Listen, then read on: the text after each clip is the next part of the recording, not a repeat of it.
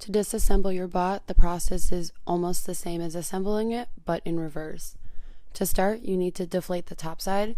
To do that, you're going to unscrew the valve cover and then push the tab in so that it's in the inward position. This will cause the top side ring to start to deflate.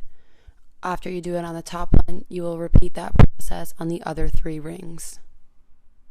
As it deflates, you can walk around the bot and unbuckle the 4 buckles that connect the top side to the deck. To fold the top side, you want to have it laid out, and you want the rings to be stacked on top of each other, and you want all the valves to also be stacked on top of each other. Then you're going to fold it in thirds.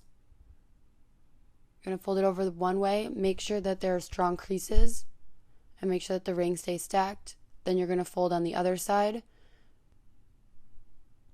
Then you're going to go to the opposite side of the valves, and you're simply going to roll.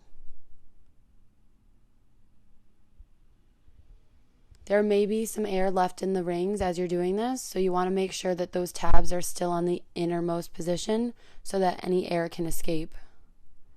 Once you're sure that all the air is out, you can push those tabs to the outright position so they're ready to be inflated again, and screw back in the valve covers. Next, you will turn off the bot by pushing the on-off button. From there, you will disconnect the battery from the motor using the push tabs on either side of the connector. Then you will put their covers back into the corresponding one. After this, you will unbuckle so the battery is now free and clear, and you will remove it from the deck. It's easiest if you grab it from the back, pop it up, and then grab from the sides to remove it fully.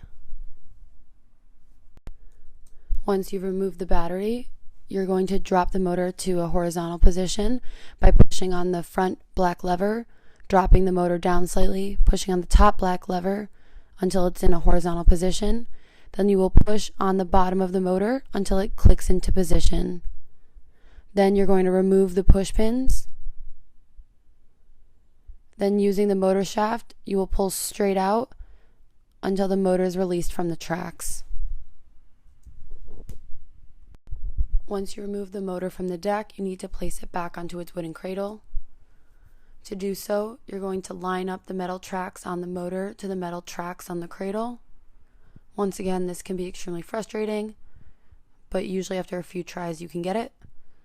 You're going to slide it all the way to the bottom, and then you're going to put the push pins back through the holes on the tracks. And you're once again going to twist the rings so that they are fit underneath the motor. Then repeat on the other side. Next, you're going to take the positive and negative connectors. You're going to fit one end through the black cord on the motor. Then you're going to fit the cap back in through the connector. This just ensures that the positive and negative connections don't get tangled or damaged when you're transporting your bots. Once the motor and battery are both off of the hull, you can now deflate the pontoons in the deck. To do so, you're going to unscrew the valve covers and push the tabs in so that everything starts to deflate.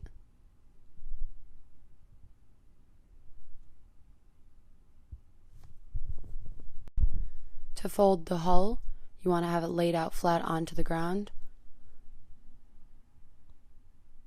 You're going to grab the end with the plate and flip it over completely.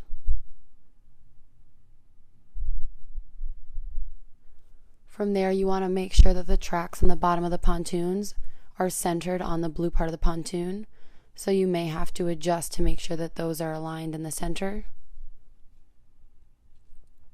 This will ensure that you have a cleaner roll at the end. From there, you're going to grab one end and you're going to fold it in half so that the tips of the pontoons are now together. Make sure that they're aligned, and this is a good time to push out any extra air that you might have in the pontoons.